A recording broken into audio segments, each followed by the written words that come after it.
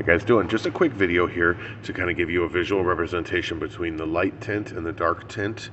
Basically the light tint, as you can see here, is more of a shadow gray. It's going to be hard to get this on film, but you can see some of the color through the light tint. That's the main difference between that and like our limo dark. Okay, the limo dark you see almost no color through.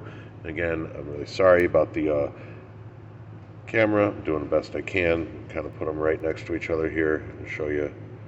It's not hugely different, but you can definitely see a little bit more of that color come through from the light to the dark, especially when you step away. Also, best way to describe it, when you step away from the dark tint, it is black. When you step away from the light tint, as I said, you can still see some of the color through it. It is more of a light titanium kind of gray. Hopefully that helps you make your decision.